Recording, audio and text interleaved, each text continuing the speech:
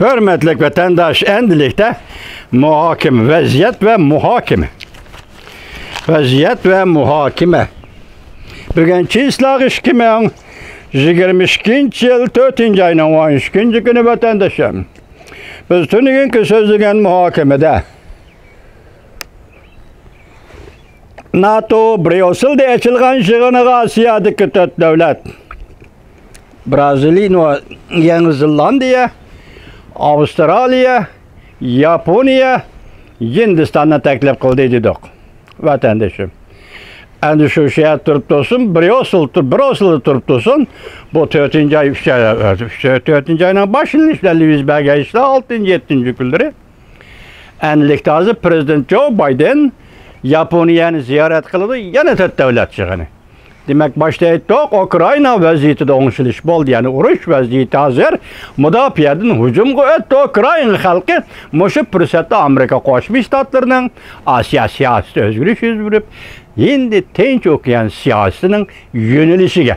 Yani başta ne depti? NATO'nun hem Asya siyasetinin yönelişine ergeçtirip, NATO'nun siyasetini hem Asya yüzlendirdiği dedi. Demek bu bir ciddi vaziyet vatandaş. Yani muşu doğruda aralıkta biz Japonya doğrusu sözlümüdük. Biz aralıkta sizlerge sözlügende sabık vazir Shinzo Abe'nin Tayvan'da vaka yüzbesi, Japonya'da vaka yüzbergellik buludu. Japonya'da vaka yüzbes, Tayvan'da yüzbergellik buludu degen qoxşaş sözlerini nakil kılıp sizlerge sözlügen edik. Ondan keyin sözleşke mümkünlük bolmadı ama 10 gün ötüp gitti. Japonya'da bir xil özgürlüş oturuğu çıktı vatandaş. Biz nime degeni edik? Şimaldaki 4 aral. Rusya ile Japonya oturup söhbetke olturup 4 aralının meselesini hal kılıp, yani Japonya'ya kaytırıp Rusya, Japonya oturursa teşlik kelişimi imzalanır. Bunun iki devlet koşuldu degeni edik. İşinizdi bu vatandaş. Ahval bir keçidil özgərdi. Hazır Rusya aralını kaytırış bir yak, 4 aralını kaytırış bir yak tutulsun. 4 aralının etrafını yakın hərbi manevri ötközdi. Bu Japonya'ya qartılgan təhdidiydi. Şununla əgişli Japonya qanda qıldı. Ukrayna siyaseti tutkan meydanını doğrulap, yaki Amerika tərəfdə, dünya xalqı tərəfdə tuturup, Ukrayna milletinin qəhrəmanlığı və uruş bilen qarışdırışını qollap, Japonya oturuğu çıkıp, Japonya'da hizmette, işte hareketli buluvatkan Rusya'nın diplomatlarından 20-30, enik kallam dedi, hazır unutup kaldım. Diplomatlardan 20-30 adamını Japonya'dan qoğlap çıkarıp eğri eş, vatandaşım, yaman eğri eş. Rusya bilen Japonya'nın ötmüşteki tarihi mürekkep bir ceryan. 1905 yılı Rusya, Japon denizida Rusya-Japon deniz uruşu oldu. Bundan biri 1895 yılı Jungo ile Japonya oturusida Jawo deniz uruşu yüz berdi. 10 yıldan keyin Rus-Japon uruşu partıldı. 1905 yılı, 1904 yılı kelgen, 9 yılı kelgende vatandaş Rusya'da, Çar Rusya'da burjuva inkılabı götürüldü. Rus burjuva inkılabını keltirip çıkardı.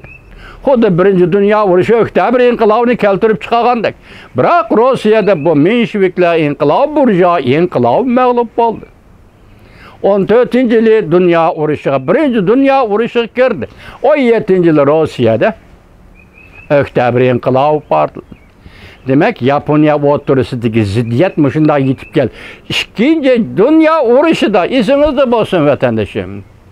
Japonya 1931 yılı Manjuriya devletini kurdu.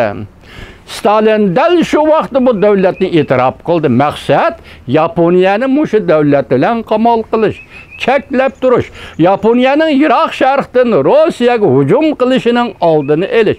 Birinci olup Manjuriya devletini itiraf kılgan Stalin. İkinci Dünya Uruşu 1945 yılı bağında Avrupa'da birinci sebep uruşu, Asya'da Uluq Okyan uruşu, endilikte Rusya askeri çıkırdığın peyt geldi. Irak şəhəri askar çıxadı, Yaponun Kanton armiyasını məğlub qıldı, onundan avval Amerika Qoşmuş Ştatları 2 atom bombası taşıdı. Şu vaxtda açılğan xalqara yığınlarda, məsələn, Yalta yığında yuqarıqa 4 aralını Rusiyaga təqsim qılıb bədi. Bugün 4 aral meselesi hem de oturuğa çıktı. Demek benim boğunum, bugün Japonya, Rusya oturuğundaki münasebette jirikleşiş oturuğa çıktı.